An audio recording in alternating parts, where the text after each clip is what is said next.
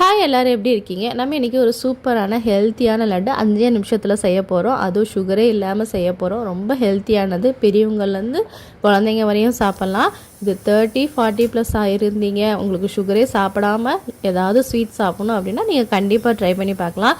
இப்போ இந்த ஸ்வீட் செய்கிறதுக்கு அடுப்பை பற்ற வச்சுட்டு நம்ம ஒரு பேன் வச்சுட்டு அதில் 1 கப் அளவு சகப்பு அவல் சேர்த்துக்கலாம். இதை வந்து 1 நிமிஷம் மீடியம் ஃப்ளேமில் நம்ம வறுத்துக்குவோம். சகப்பு அவலுக்கு பதிலாக நீங்கள் வெள்ளை அவலுக்கு கூட சேர்த்துக்கலாம். இப்போ இதுக்கப்புறமா ஒரு 1/4 கப் அளவு பாதாம், 1/4 கப் அளவு பொட்டுக்கடலை சேர்த்துறேன். இந்த பாதாமுக்கு பதிலாக நீங்கள் நம்மளோட நடக்கடலை கூட சேர்த்துலாம். பாதாம் வந்து குழந்தைங்களுக்கெல்லாம் கொடுக்கும்போது நல்ல ரிச் டேஸ்ட்டை கொடுக்கும், அதனால தான் நான் பாதாம் சேர்த்துறேன். பாதாமுக்கு பதிலாக நீங்கள் நம்ம நார்மல் நடக்கடலை கூட நல்லா தோலை உரிச்சிட்டு சேர்த்துக்கோங்க.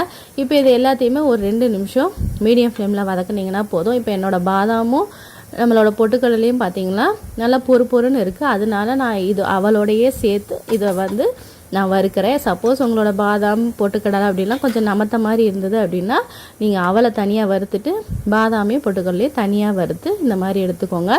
நம்ம கையில் தொட்டு பார்த்தோம்னா நல்லா பொறுன்னு இருக்கணும். அதாவது கிறிஸ்பியாக இருந்ததுன்னா இது அரைகிறதுக்கு ஈஸியாக இருக்கும்.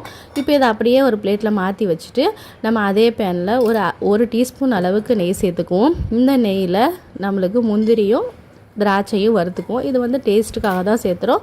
உங்களுக்கு எவ்வளோ வேணுமோ அந்த அளவுக்கு சேர்த்துக்கோங்க. நான் ஒரு டேபிள் ஸ்பூன் அளவுக்கு சேர்த்துறேன். இப்போ இந்த நெய்யிலையே வந்து அந்த திராட்சை பலூன் மாதிரி வர அளவுக்கு இந்த மாதிரி நல்லா வறுத்து எடுத்துக்கோங்க. அவ்வளோதான், பாருங்கள், பார்த்தா பலூன் மாதிரி நல்லா புஃப்னு உப்பி வந்துருச்சு. இப்போ இதை அப்படியே தனியாக எடுத்து வச்சுருவோம்.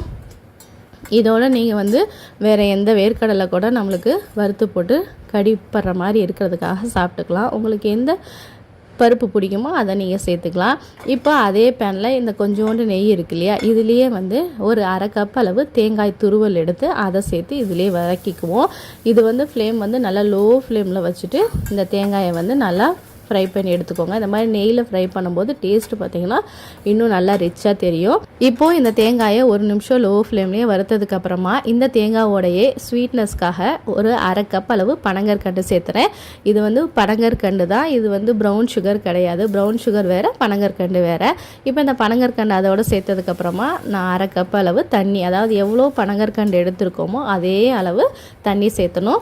இப்போ இந்த பனங்கற்கண்டு கரையிற அளவுக்கு இருந்தால் போதும். நல்லா ஒரு மீடியம் ஃப்ளேமில் வச்சு ஒரு 2 நிமிஷம் கொதிக்க விட்டிங்கன்னா இது நல்லா கரைஞ்சிரும்.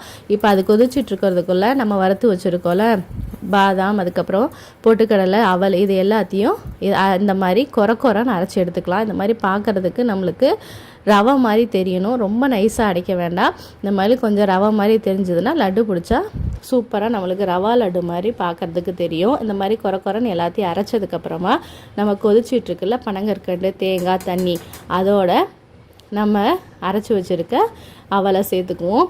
இது சேர்த்தும் போது ஃப்ளேமை நல்லா லோவில் வச்சுட்டு இதை சேர்த்துங்க. இப்போ இந்த பவுடர் எல்லாத்தையும் சேர்த்துனதுக்கப்புறமா 1 நிமிஷத்துலேயே தண்ணி எல்லாத்தையும் உள்ளே இழுக்க ஆரம்பிச்சிடும். அதனால் உடனேயே கரண்டியை போட்டு நல்லா கிளறுங்க. எல்லாமே நல்லா ஒன்றா சேர்கிற அளவுக்கு கிளறினீங்கன்னா போதும். நம்மளுக்கு இப்போ பார்க்குறது பார்த்திங்கன்னா நல்லா பிசுன்னு தண்ணி நிறையா இருக்கிற மாதிரி தோணும். ஆனால் இதுதான் வந்து உங்களுக்கு கரெக்டாக லட்டு வந்து நல்லா காஞ்சதுக்கப்புறம் கரெக்டாக இருக்கும். அதனால் தண்ணி இந்த அளவுக்கு மட்டும் சேர்த்துங்க போதும்.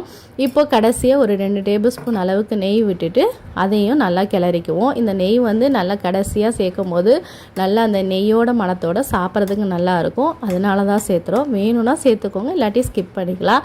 இதுக்கப்புறமா நம்ம வறுத்து வச்சுருக்க முந்திரி திராட்சையும் சேர்த்துட்டு அதையும் நல்லா கிளறிட்டு இதை அவ்வளோதான், இறக்கிட வேண்டியதுதான். இதுக்கப்புறம் அடுப்பில் இருக்கணும்னு அவசியம் இல்லை. இப்போது 1 கப் அளவு அவலுக்கு 1/2 கப் அளவு தண்ணி, 1/2 கப் அளவு பனங்கற்கண்டு நம்ம இதில் சேர்த்துருக்கோம். இந்த பனங்கற்கண்டு பார்த்தீங்கன்னா மீடியம் ஸ்வீட்டாக இருக்கும், ரொம்ப அதிகமாக இனிப்பாக இருக்காது. உங்களுக்கு ரொம்ப அதிகமாக இனிப்பு வேணும்னா இன்னும் கொஞ்சம் கூட சேர்த்துக்கலாம். ஆனால் தண்ணி மட்டும் 1/2 கப் அளவு மட்டும் சேர்த்துங்க. அதிகமாக சேர்த்துனீங்கன்னா இது களி மாதிரி அல்வா மாதிரி ஆயிரும், உருண்டை பிடிக்க வராது. இப்போ இதை அடுப்புலேருந்து இறக்கணுன்னே ஒரு அகலமான பாத்திரத்தில் மாற்றிட்டு உடனே இந்த மாதிரி ஒரு கரண்டி வச்சு நல்லா கிளறி விட்டோம்னா இந்த மாதிரி பார்க்குறதுக்கு உதிரியாக இருக்கும். அப்போ தான் வந்து நம்மளோட லட்டு வந்து உள்ளே கட்டியாக இல்லாமல் நல்லா ஸ்மூத்தாக நல்லா சாஃப்டாக இருக்கும். எல்லா இடத்துலையும் ஈவனாக வந்து நம்ம கட்டி இல்லாமல் பிசைஞ்சுக்கிட்டோன்னா உருண்டை பிடிக்கிறதுக்கும் ஈஸியாக இருக்கும், சாப்பிட்றதுக்கும் செம்ம டேஸ்ட்டாக இருக்கும். இப்போ அவ்வளோதான், ஓரளவுக்கு மிதமான சூடு இருக்கும்போது நம்ம எல்லாத்தையும் லட்டு பிடிச்சி வச்சிட வேண்டியதான். இப்போ பார்த்தீங்கன்னா உங்களுக்கு ஈரப்பதம் கொஞ்சம் இருக்கிற மாதிரி தோணும். ஆனால் இது வந்து நம்ம ஆறுனதுக்கப்புறமா எல்லாமே ட்ரை ஆகி உங்களுக்கு ஈரமே இருக்காது. அதனால் நல்லா ஆறுறதுக்குள்ளே இதை நல்லா உருண்டை பிடிச்சிக்கோங்க.